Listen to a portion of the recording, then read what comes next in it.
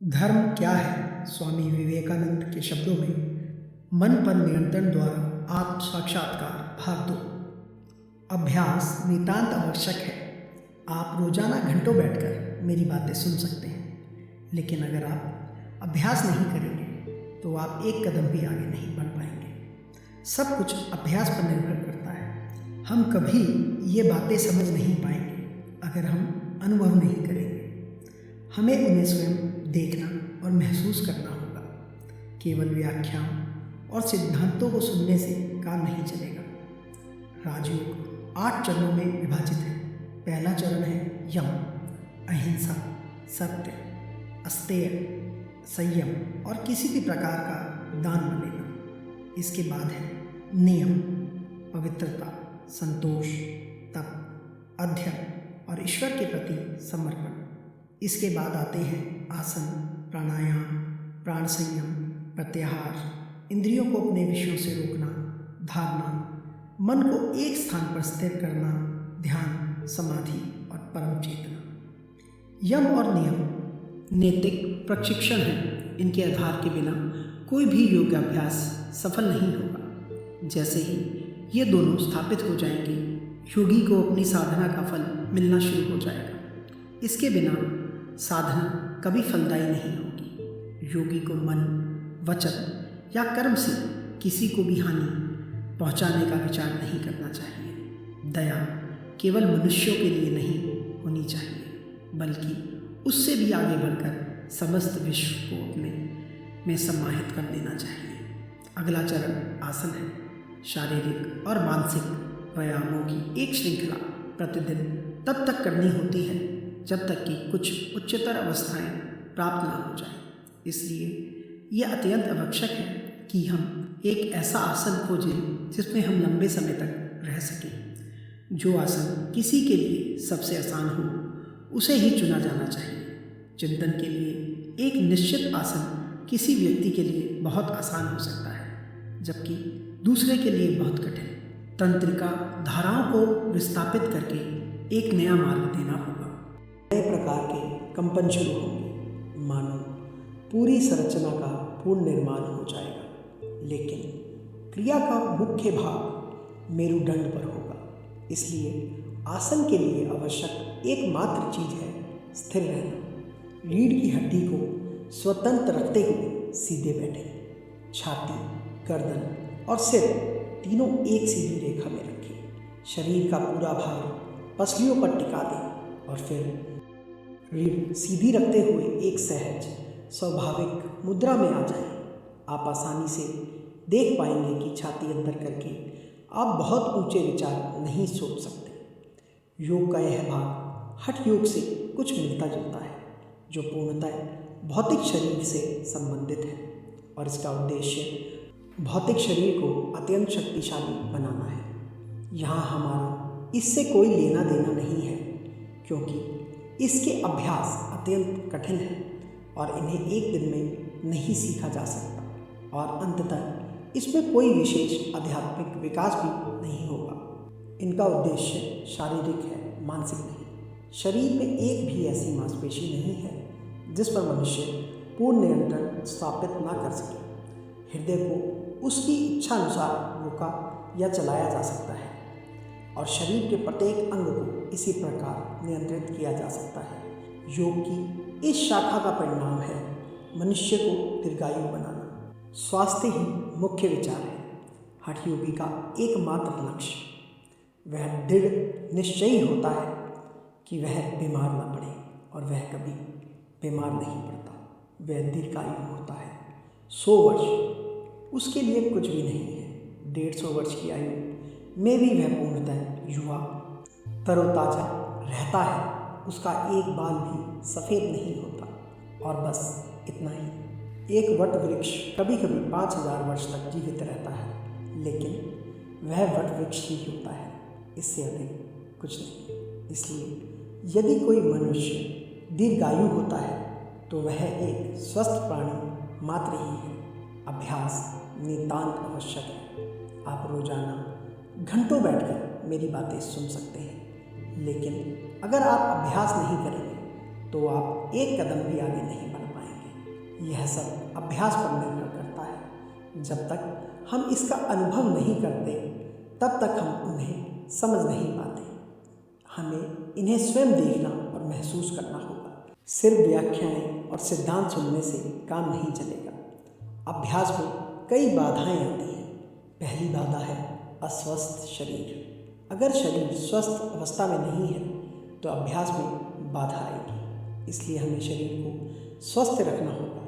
हमें इस बात का ध्यान रखना होगा कि हम क्या खाते पीते हैं और क्या करते हैं। शरीर को मजबूत रखने के लिए हमेशा मानसिक प्रयास करें। बस इतना ही, शरीर से आगे कुछ नहीं। हमें यह नहीं भूलना चाहिए कि स्वस्थ शरीर केवल साध्य तक पहुंचने का एक साधन है।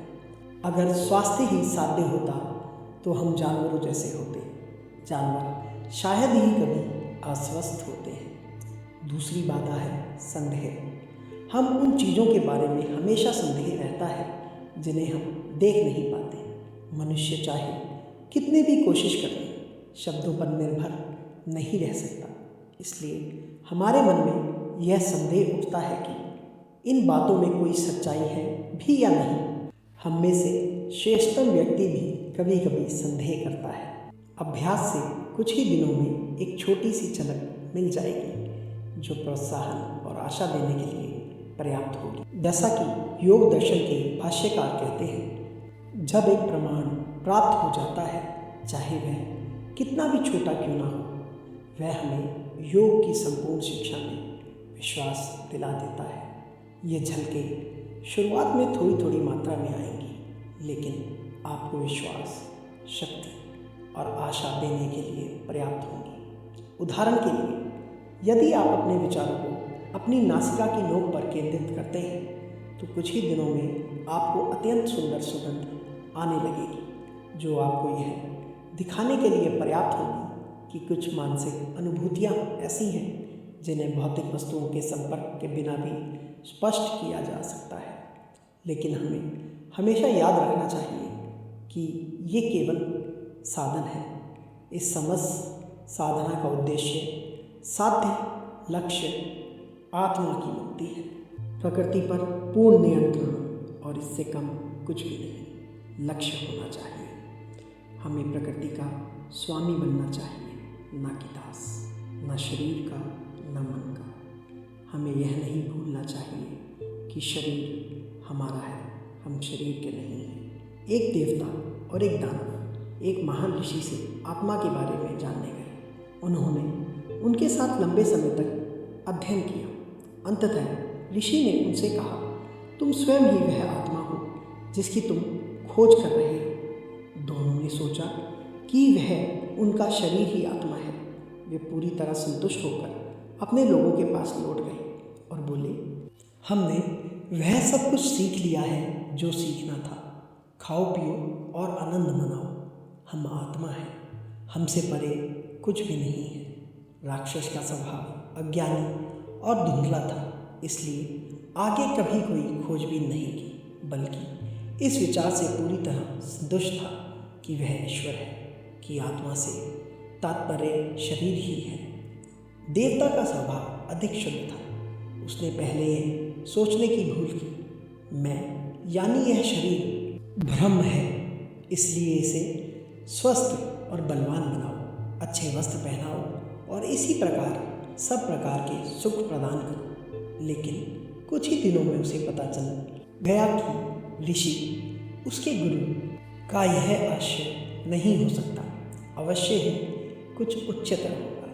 इसलिए वह वापस आया और बोला, महाराज, क्या आपने मुझे सिखाया था कि यह शरीर ही आत्मा है? यदि ऐसा है तो मैं सभी शरीरों को मरते हुए देखता हूँ, आत्मा कभी नहीं मर सकती। ऋषि ने कहा, पता लगाओ, तुम वही हो। तब देवता ने सोचा कि ऋषि का आशय शरीर को संचालित करने वाली प्राण शक्तियों से था, लेकिन कुछ समय बाद उन्होंने पाया कि अगर वे खाते हैं तो ये प्राण शक्तियाँ प्रबल रहती हैं, लेकिन अगर वे भूखे रहते हैं तो ये दुर्बल हो जाती हैं। तब देवता ऋषि के पास वापस गया और बोले, महाराज, क्या आपका मतलब है कि प्राण शक्तियाँ आत्मा है? ऋषि ने कहा, स्वयं पता लगाओ, तुम वही हो। देवता एक बार फिर घर लौट आए, यह सोचकर कि शायद मन ही आत्मा है। लेकिन थोड़ी देर में उन्होंने देखा कि विचार इतने विविध थे। अब अच्छा, फिर से बोला। मन इतना परिवर्तनशील था कि वह आत्मा नहीं हो सकता था। वह ऋषि के पास वापस गए और बोले, महाराज, मैं नहीं मानता कि मन ही आत्मा है। क्या आपका मतलब यही था?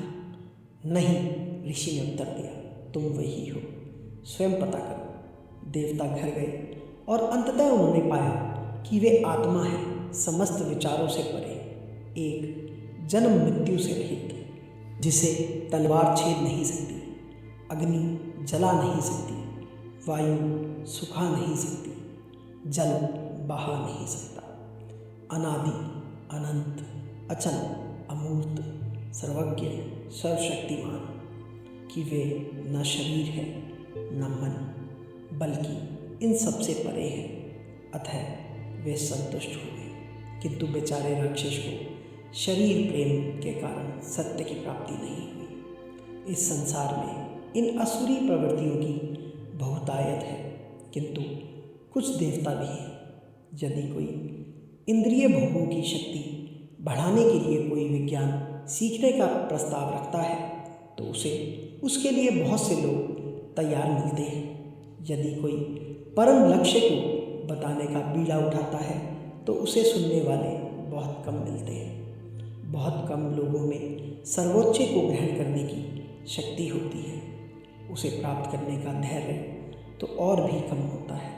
परंतु कुछ ऐसे भी हैं जो जानते हैं कि यदि शरीर को 1000 वर्ष तक भी जीवित रखा जा सके तो भी अंत में परिणाम वही होगा। जब उसे एक साथ रखने वाली शक्तियाँ चली जाती हैं तो शरीर का पतन अवश्य होता है। ऐसा कोई मनुष्य कभी पैदा नहीं हुआ जो अपने शरीर को एक क्षण भी बदलने से रोक सके। शरीर परिवर्तनों की एक श्रृंखला का नाम है। जैसे नदी में जल के समूह हर क्षण तुम्हारे सामने बदलते रहते हैं और नए समूह आते रहते हैं, फिर भी वही रूप धारण करते हैं, वैसा ही इस शरीर के साथ भी है। फिर भी शरीर को मजबूत और स्वस्थ रखना चाहिए। यह हमारे पास सबसे अच्छा साधन है। अपने विषय पर लौटते हुए अब हम प्राणायाम यानी श्वास पर नियंत्रण की बात करते हैं। इसका सबसे क्या संबंध है? मन की शक्तियों को एकाग्र करने के लिए क्या करना चाहिए? श्वास इस मशीन शरीर के चक्के की तरह है। एक बड़े इंजन में आप सबसे पहले चक्का घूमते हुए पाते हैं और यह गति सूक्ष्म से सूक्ष्मतर मशीनों तक पहुंचती है, और जब तक कि मशीन का सबसे नाजुक और बेहतरीन तंत्र गतिमान न हो जाए। श्वास वह चक्का है जो इस शरीर की हर चीज़ को प्रेरक शक्ति प्रदान करता है और नियंत्रित करता है। एक महान राजा का एक मंत्री था। वह अपमानित हुआ। राजा ने उसे दंड स्वरूप एक बहुत बड़े मीनार की चोटी पर बंद करने का आदेश दिया और मंत्री को वहीं मरने के लिए छोड़ दिया गया। हालांकि उसकी एक पतिव्रता पत्नी थी जो रात में मीनार पर आती थी और ऊपर अपने पति को पुकारती थी ताकि वह उसकी मदद कर सके। पति ने उसे अगली रात मीनार पर लौटने और अपने साथ एक लंबी रस्सी, कुछ मोटी सुतली, धागा, रेशमी धागा, एक भृंग और थोड़ा शहद लाने को कहा। बहुत सोचने के बाद उस नेक पत्नी ने अपनी पति की आज्ञा मानी और उसे वांछित वस्तुएं लाकर दी।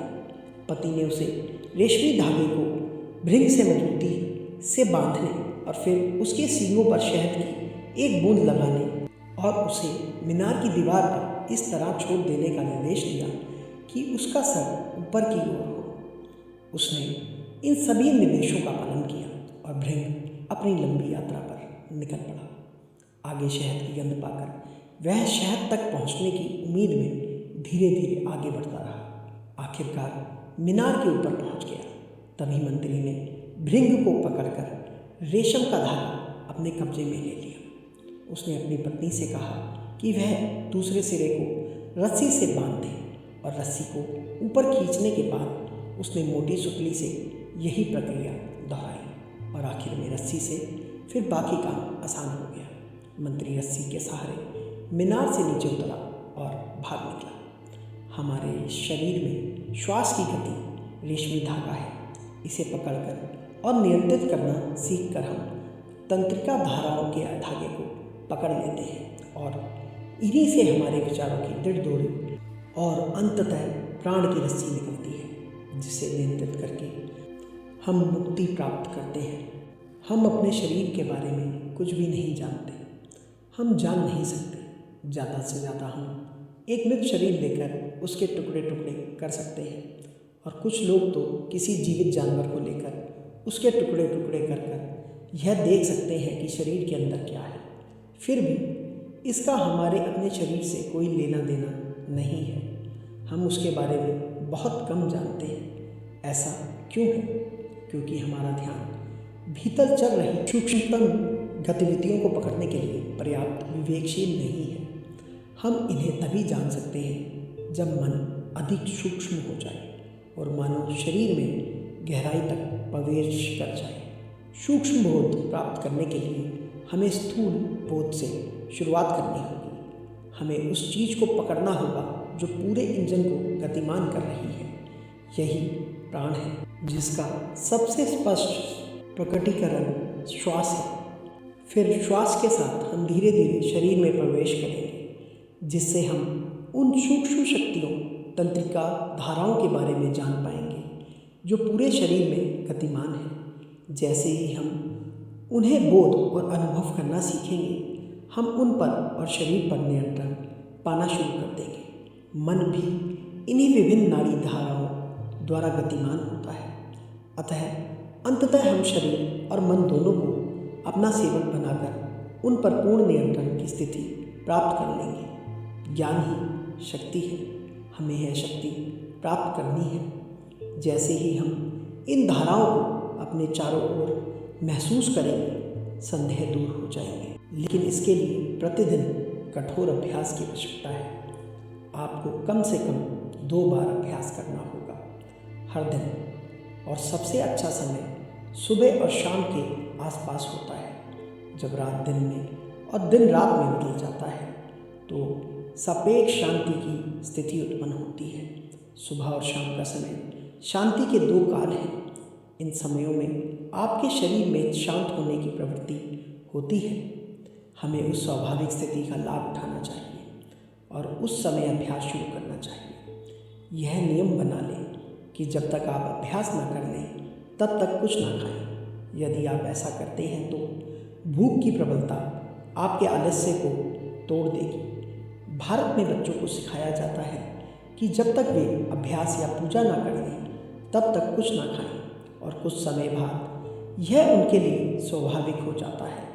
एक लड़के को तब तक भूख नहीं लगेगी जब तक वह नहाकर अभ्यास न कर ले।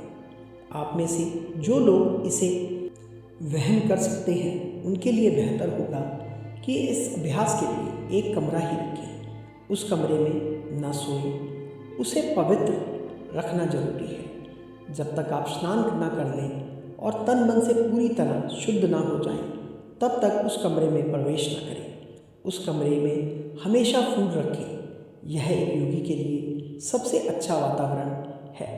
और मन भावन चित्र लगाएं। सुबह शाम धूप जलाएं। उस कमरे में कोई झगड़ा, क्रोध या अपवित्र विचार न रखें। केवल उन्हीं लोगों को उसमें प्रवेश करने दें जो आपके समान विचार रखते हैं। फिर धीरे धीरे कमरे में पवित्रता का वातावरण बन जाएगा, ताकि जब आप दुखी, शोकग्रस्त या संशयग्रस्त हो या जब आपका मन अशांत हो तो आप उस कमरे में प्रवेश करने मात्र से ही शांत हो जाएं। मंदिर और गिरजाघर का यही उद्देश्य था, और कुछ मंदिरों और गिरजाघरों में आपको यह आज भी मिलेगा, लेकिन अधिकांश मंदिरों और गिरजाघरों में यह उद्देश्य ही लुप्त हो गया है। सच तो यह है कि किसी स्थान पर पवित्र कंपन उत्पन्न करने से वह स्थान पवित्र हो जाता है और पवित्र बना रहता है। जो लोग अलग से कमरा नहीं ले सकते। वे अपनी इच्छा अनुसार कहीं भी साधना कर सकते हैं। सीधे बैठ जाएं और सबसे पहले समस्त दृष्टि में पवित्र विचारों को धारा प्रवाहित करें। मन ही मन दोहराएं, सभी प्राणी सुखी हों, सभी प्राणी शांत हों, सभी प्राणी आनंदित हों। पूर्व, दक्षिण, उत्तर और पश्चिम में भी यही करें। जितना अधिक आप ऐसा करेंगे उतना ही बेहतर महसूस करेंगे। अंततः आप पाएंगे कि स्वयं को स्वस्थ रखने का सबसे आसान तरीका यह देखना है कि दूसरे स्वस्थ हैं, और स्वयं को सुखी रखने का सबसे आसान तरीका यह देखना है कि दूसरे सुखी हैं। ऐसा करने के बाद ईश्वर में विश्वास करने वालों को प्रार्थना करनी चाहिए, न धन के लिए, न स्वास्थ्य के लिए, न स्वर्ग के लिए, ज्ञान और प्रकाश के लिए प्रार्थना करें। बाकी सभी प्रार्थनाएं स्वार्थपूर्ण हैं। फिर अगला काम आपके शरीर के बारे में सोचना है और देखना है कि यह मजबूत और स्वस्थ है। यह आपका सर्वोत्तम साधन है। इसे उतना ही मजबूत समझें जितना कि अडिग, और यह इस शरीर की सहायता से आप भवसागर पार कर जाएंगे। निर्बल व्यक्ति कभी भी मुक्ति प्राप्त नहीं कर सकता। सभी दुर्बलताओं को त्याग दें। अपने शरीर को बताएं कि वह मजबूत है। अपने मन को बताएं कि वह मजबूत है, और अपने आप पर असीम विश्वास और आशा रखें।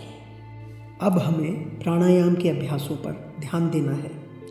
योगियों के अनुसार पहला चरण फेफड़ों की गति को नियंत्रित करना है। हमें शरीर में चल रही सूक्ष्म गतिविधियों को महसूस करना है। हमारा मन बाहरी हो गया है, आंतरिक सूक्ष्म गतिविधियों को भूल गया है।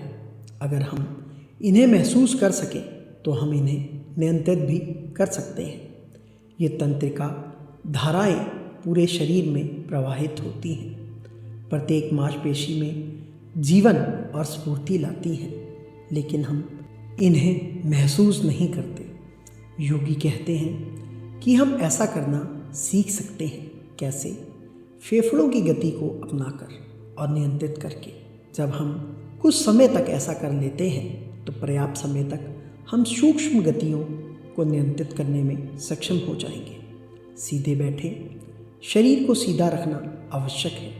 मेरुदंड यद्यपि रीढ़ से जुड़ा नहीं है, फिर भी उसके अंदर है। यदि आप टेढ़े होकर बैठते हैं तो आप इस मेरुदंड को नुकसान पहुंचाते हैं, इसलिए इसे स्वतंत्र रहने दें। जब भी आप टेढ़े होकर बैठते हैं और ध्यान करने का प्रयास करते हैं तो आप स्वयं को चोट पहुंचाते हैं। शरीर के तीनों अंग, वक्ष, गर्दन और सिर हमेशा सीधे एक सीध में होने चाहिए। आप पाएंगे कि थोड़े से अभ्यास से यह आपको श्वास लेने की तरह आसानी से आ जाएगा।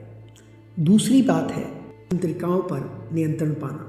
श्वास अंगों को नियंत्रित करने वाले तंत्रिका केंद्र व अन्य तंत्रिकाओं पर एक प्रकार का नियंत्रणकारी प्रभाव डालता है, और इसलिए लयबद्ध श्वास आवश्यक है। हम जिस श्वास का सामान्यतः उपयोग करते हैं उसे श्वास कहना ही नहीं चाहिए। यह बहुत अनियमित है।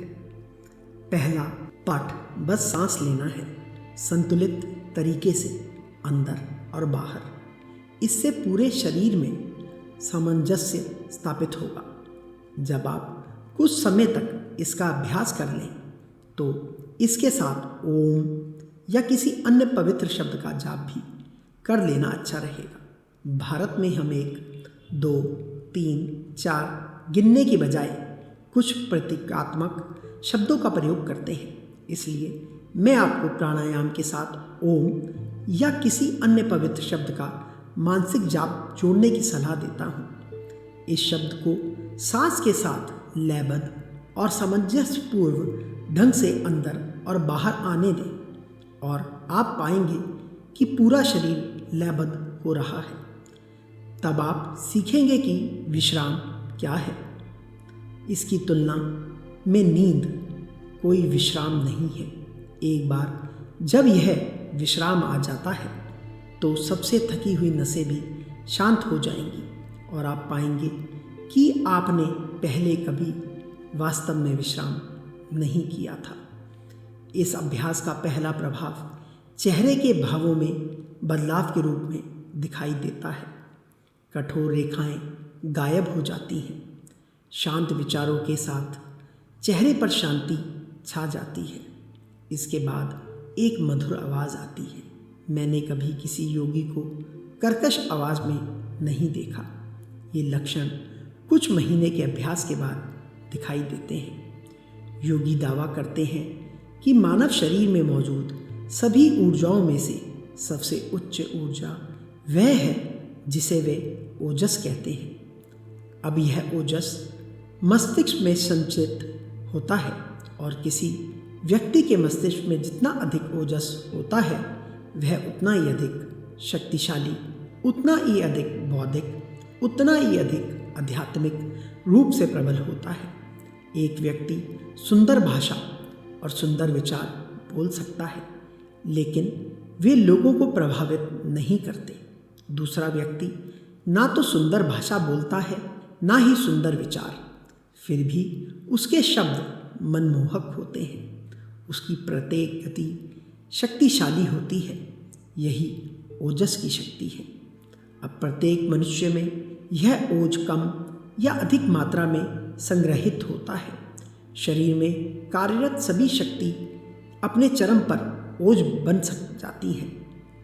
आपको याद रखना चाहिए कि यह केवल रूपांतरण का प्रश्न है। वही शक्ति जो बाहर विद्युत या चुंबकत्व के रूप में कार्य कर रही है, आंतरिक शक्ति में परिवर्तित हो जाएगी। वही शक्ति जो पेशीय ऊर्जा के रूप में कार्य कर रही है, ओज में परिवर्तित हो जाएगी।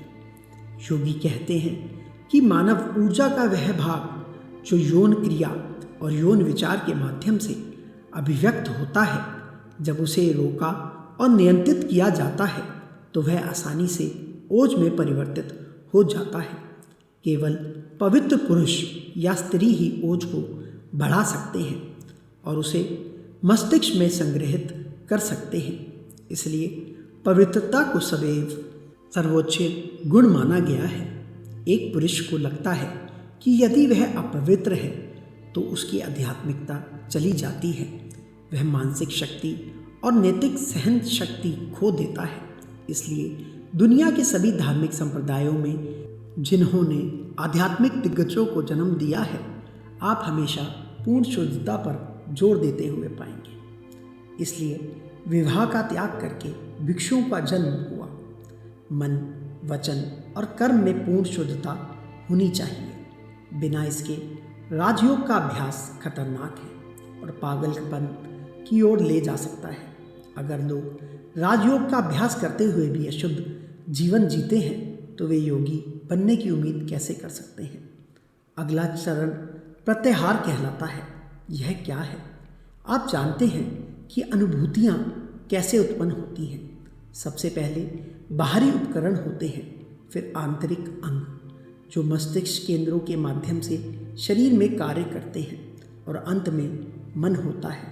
जब ये एक साथ मिलकर किसी बाहरी वस्तु से जुड़ जाते हैं तब हमें उसका बोध होता है। साथ ही मन को एकाग्र करके केवल एक अंग पर लगाना बहुत कठिन कार्य है। मन एक दास है। हम दुनिया भर में यही सुनते हैं, अच्छे बनो, अच्छे बनो, अच्छे बनो। दुनिया के किसी भी देश में शायद ही कोई ऐसा बच्चा पैदा हुआ हो जिसे यह ना बताया गया हो कि चोरी मत करो, झूठ मत बोलो। लेकिन कोई भी बच्चे को यह नहीं बताता कि वह इन सब से कैसे बच सकता है। बात करने से उसे कोई मदद नहीं मिलेगी, वह चोर क्यों ना बने।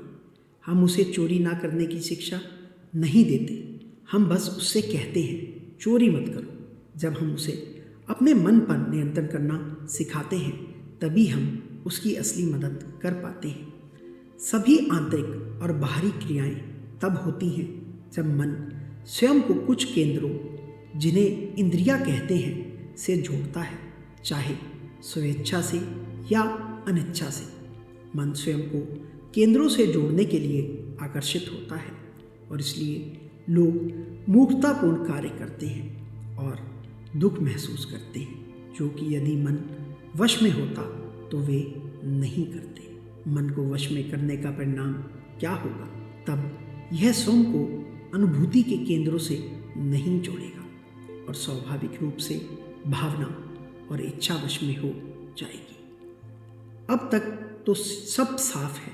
क्या यह मुमकिन है? यह बिल्कुल मुमकिन है। आप इसे आज के ज़माने में देख सकते हैं। आस्था चिकित्सक सिखाते हैं लोगों को दुख, दर्द और बुराई से इनकार करने के लिए प्रेरित करना। उनका दर्शन विज्ञान थोड़ा घुमावदार है, लेकिन यह योग का एक हिस्सा है जिस पर से किसी तरह थोड़ा भटक गए हैं। जहाँ वे सफल होते हैं किसी व्यक्ति को दुख से इनकार करके उसे दूर करने में प्रतिहार का एक हिस्सा है, क्योंकि वास्तव में व्यक्ति के मन के एक हिस्से का उपयोग करते हैं जो इंद्रियों को अनदेखा करने के लिए पर्याप्त मजबूत होता है। इसी प्रकार सम्मोहनकर्ता अपने सुझाव द्वारा रोगी में कुछ समय के लिए एक प्रकार का रुग्ण प्रतिहार जागृत करते हैं। तथाकथित सम्मोहन सुझाव केवल कमज़ोर मन पर ही कार्य कर सकता है, और जब तक संचालक स्थिर दृष्टि या किसी अन्य माध्यम से रोगी के मन को एक प्रकार की निष्क्रिय रुग्ण अवस्था में लाने में सफल नहीं हो जाता, तब तक उसके सुझाव कभी काम नहीं करते। अब किसी सम्मोहन रोगी या आस्था चिकित्सा के रोगी में शल्य चिकित्सक द्वारा कुछ समय के लिए स्थापित किया गया केंद्रों का नियंत्रण निंदनीय है, क्योंकि यह अंततः विनाश की ओर ले जाता है। यह वास्तव में अपनी इच्छा शक्ति से मस्तिष्क केंद्रों को नियंत्रित करना नहीं है, बल्कि मानो किसी अन्य की इच्छा शक्ति द्वारा दिए गए अचानक प्रहारों द्वारा रोगी के मन को कुछ समय के लिए स्तंभ कर देना है। यह किसी उग्र घोड़े के दल के उन्मत्त अभियान को लगाम और मांसपेशियों की शक्ति से रोकना नहीं है, बल्कि किसी अन्य को घोड़े के सिरों पर जोरदार प्रहार करने के लिए कहना है, ताकि वे कुछ समय के लिए स्तब्ध होकर शांत हो जाएं। इनमें से प्रत्येक प्रक्रिया से शल्य चिकित्सा प्राप्त व्यक्ति अपनी मानसिक ऊर्जा का एक अंश खो देता है। अंततः मन पूर्ण नियंत्रण की शक्ति प्राप्त करने के बजाय एक आकारहीन, शक्तिहीन पिंड बन जाता है और रोगी का एकमात्र गंतव्य पागलखाना होता है। नियंत्रण का यह प्रयास, जो स्वैच्छिक ना हो, व्यक्ति के अपने मन से ना किया गया हो, न केवल विनाशकारी है, बल्कि अपने ही लक्ष्य को विफल करता है। प्रत्येक आत्मा का लक्ष्य स्वतंत्रता, पदार्थ या विचार की दास्ता से मुक्ति है। बाहरी और आंतरिक प्रवृत्ति पर नियंत्रण है। इसलिए सावधान रहें कि आप दूसरों के प्रभाव में कैसे आते हैं। सावधान रहें कि आप अनजाने में दूसरों को कैसे बर्बाद करते हैं। यह सच है कि कुछ लोग अपनी प्रवृत्तियों को एक नया आयाम देकर कुछ समय के लिए बहुतों का भला करने में सफल होते हैं, लेकिन साथ ही वे अपने अवचेतन सुझावों से, जो वे चारों ओर फेंकते हैं, लाखों लोगों को बर्बाद कर देते हैं। पुरुषों और महिलाओं में उस रुग्ण, निष्क्रिय, सम्मोहित करने वाली स्थिति को जगाते हैं, जो अंततः उन्हें लगभग निष्प्राण बना देती है। जो कोई भी किसी को आंख मूंद कर विश्वास करने के लिए कहता है या अपनी श्रेष्ठ इच्छा शक्ति की नियंत्रण शक्ति से लोगों को अपने पीछे घसीटता है, वह मानव का अहित करता है, भले ही उसका कोई ऐसा इरादा ना हो। इसलिए अपने मन का प्रयोग करें, शरीर और मन को स्वयं नियंत्रित करें। याद रखें कि जब तक आप रोगग्रस्त व्यक्ति नहीं हैं, कोई भी बाहरी इच्छा शक्ति आप पर काम नहीं कर सकती। हर उस व्यक्ति से दूर रहें, चाहे वह कितना भी महान और अच्छा क्यों ना हो, जो आपको आंखें मूंद कर विश्वास करने के लिए कहता है। दुनिया भर में नाचने, कूदने और चीखने चिल्लाने वाले संप्रदाय रहे हैं, जिनका प्रभाव संक्रमण की तरह फैलता है। जब वे नाचते गाते और उपदेश देते हैं, वे एक तरह के सम्मोहनकर्ता भी होते हैं। वे संवेदनशील व्यक्ति पर कुछ समय के लिए एक अनोखा नियंत्रण रखते हैं। अक्सर अंततः पूरी जातियों का पतन हो जाता है। हाँ, किसी व्यक्ति या जाति के लिए ऐसे रुग्ण बाहरी नियंत्रण से स्पष्ट है अच्छे बनने की अपेक्षा दुष्ट बने रहना अधिक स्वास्थ्यकर है। ऐसी गैर जिम्मेदार फिर भी नैतिकतायुक्त धार्मिक कट्टरपंथियों द्वारा मानवता को पहुंचाई गई क्षति की मात्रा के बारे में सोचकर ही हृदय द्रवित हो जाता है।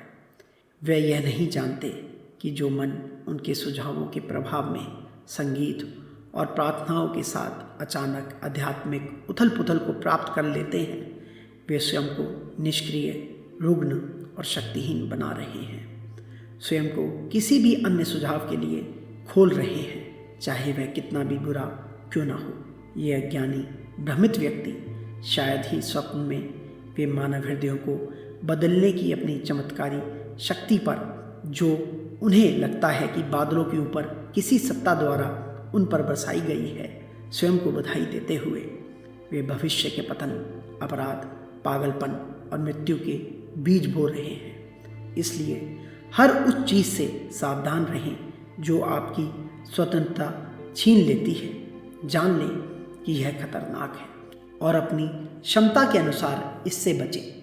जिसने अपनी इच्छा अनुसार अपने मन के केंद्रों से जुड़ने या अलग होने में सफलता प्राप्त कर ली है, वह पतयार में सफल हो गया है, जिसका अर्थ है एकत्रित होना, मन को बहिगामी शक्तियों को रोकना, उसे इंद्रियों के बंधन से मुक्त करना। जब हम ऐसा कर पाएंगे तब हम वास्तव में चरित्रवान बन जाएंगे। तब हम मुक्ति की ओर एक लंबा कदम बढ़ा चुके होंगे। उससे पहले हम केवल मशीन हैं। मन को वश में करना कितना कठिन है, इसकी तुलना उस उन्मत्त बंदर से की गई है। एक बंदर था, स्वभाव से ही बेचैन, जैसे सभी बंदर होते हैं। मानो इतना ही काफ़ी ना हो, किसी ने उसे शराब पिला दी। शराब के नशे में चूर होकर वह और भी बेचैन हो गया। तभी उसे एक बिच्छू ने डंक मार दिया। जब किसी आदमी को बिच्छू काट लेता है तो वह दिन भर उछलता कूदता रहता है। बेचारे बंदर की हालत पहले से भी बदतर हो गई। उसकी तकलीफ को और बढ़ाने के लिए एक राक्षस उसके अंदर घुस गया। बंदर की बेकाबू बेचैनी का वर्णन कौन सी भाषा कर सकती है। मानव मन भी उस बंदर की तरह है, जो स्वभाव से ही निरंतर सक्रिय रहता है। फिर वह कामना की मदिरा के नशे में चूर हो जाता है, जिससे उसकी अशांति बढ़ जाती है। कामना के हावी होने के बाद दूसरों की सफलता पर ईर्ष्या के बिच्छू का डंक लगता है और सबसे आखिर में अभिमान का राक्षस मन में प्रवेश करता है। वह स्वयं को सर्वोपरि समझता है। ऐसे मन को नियंत्रित करना कितना कठिन है। तो पहला सबक यह है कि कुछ देर बैठो और मन को अपनी गति से चलने दो। मन हर समय उछलता रहता है। यह उस बंदर की तरह है जो उछल कूद कर रहा है। बंदर को जितना उछलना हो, कूदना हो, कूदने दो। तुम बस इंतज़ार करो और देखो। ज्ञान ही शक्ति है, यह एक कहावत है और यह सच है। जब तक आप यह नहीं जानते कि मन क्या कर रहा है, तब तक आप उसे नियंत्रित नहीं कर सकते। उसे नियंत्रण में रखें। उसमें अनेक भयानक विचार आ सकते हैं। आपको आश्चर्य होगा कि आपके लिए ऐसे विचार सोचना संभव था, लेकिन आप पाएंगे कि प्रतिदिन मन की चंचलता कम होती जा रही है। प्रतिदिन वह शांत होता जा रहा है। पहले कुछ महीने में आप पाएंगे कि मन में बहुत सारे विचार आएंगे। बाद में आप पाएंगे कि वह कुछ कम हो गए हैं और कुछ और महीनों में वे कम होते जाएंगे, जब तक कि अंततः मन पूर्णतः नियंत्रण में ना आ जाए। लेकिन आपको प्रतिदिन धैर्यपूर्वक अभ्यास करना होगा। जैसे ही भाप चालू होती है, इंजन चलना चाहिए। जैसे ही वस्तुएं हमारे सामने आती हैं, हमें बोध होना चाहिए। अतः मनुष्य को यह सिद्ध करने के लिए कि वह कोई मशीन नहीं है। यह प्रदर्शित करना होगा कि वह किसी के नियंत्रण में नहीं है। मन को नियंत्रित करना और उसे केंद्रों से जुड़ने न देना ही प्रतिहार है। इसका अभ्यास कैसे किया जाता है? यह एक बहुत बड़ा कार्य है जो एक दिन में नहीं किया जा सकता। वर्षों तक धैर्यपूर्वक निरंतर संघर्ष के बाद ही हम सफल हो सकते हैं। कुछ समय तक प्रतिहार का अभ्यास करने के बाद अगला चरण धारणा अपनाएं और मन को कुछ खास बिंदुओं पर केंद्रित करें। मन को कुछ खास बिंदुओं पर केंद्रित करने का क्या अर्थ है? मन को शरीर के कुछ खास हिस्सों को महसूस करने के लिए मजबूर करना, बाकी हिस्सों को छोड़कर। उदाहरण के लिए, शरीर के बाकी हिस्सों को छोड़कर केवल हाथ को महसूस करने का प्रयास करें। जब चित्त या मन तत्व किसी निश्चित स्थान तक सीमित हो जाता है तो उसे धारणा कहते हैं। यह धारणा कई प्रकार की होती है और इसके साथ साथ कल्पना का थोड़ा सा खेल भी बेहतर होता है। उदाहरण के लिए, मन को हृदय में एक बिंदु का चिंतन कराया जाना चाहिए। यह बहुत कठिन है। एक आसान तरीका है कि वहाँ एक कमल की कल्पना की जाए। वह कमल प्रकाश से, दीप्तिमान प्रकाश से परिपूर्ण है। मन को वहाँ स्थापित करें या मस्तिष्क में स्थित कमल को प्रकाश से परिपूर्ण समझें। योगी को सदैव अभ्यास करना चाहिए। उसे अकेले रहने का प्रयास करना चाहिए। विभिन्न प्रकार के लोगों का साथ मन को विचलित करता है। उसे अधिक नहीं बोलना चाहिए क्योंकि बोलने से मन विचलित होता है। दिन भर की कड़ी मेहनत के बाद मन को नियंत्रित नहीं किया जा सकता। उपयुक्त नियमों का पालन करने वाला योगी बन जाता है। योग की शक्ति इतनी है कि इसका थोड़ा सा भी अभ्यास बहुत बड़ा लाभ पहुंचा सकता है। इससे किसी को कोई नुकसान नहीं होगा बल्कि सभी को लाभ होगा। सबसे पहले यह घबराहट को कम करेगा, शांति लाएगा और हमें चीज़ों को ज़्यादा स्पष्ट रूप से देखने में सक्षम बनाएगा। स्वभाव बेहतर होगा और स्वास्थ्य भी बेहतर होगा। जब कोई व्यक्ति ध्यान केंद्रित करना शुरू करता है तो पिन का गिरना मस्तिष्क में बिजली गिरने जैसा प्रतीत होगा। जैसे जैसे इंद्रियां सूक्ष्म होती जाती हैं वैसे वैसे अनुभूतियां भी सूक्ष्म होती जाती हैं। ये वे चरण हैं जिनसे हमें गुजरना है और जो लोग दृढ़ निश्चयी हैं वे सफल होंगे। सभी तर्क, वितर्क और अन्य विकर्षणों को त्याग दें। क्या शुष्क बौद्धिक शब्द जाल में कुछ भी है? यह केवल मन को असंतुलित और विचलित करता है।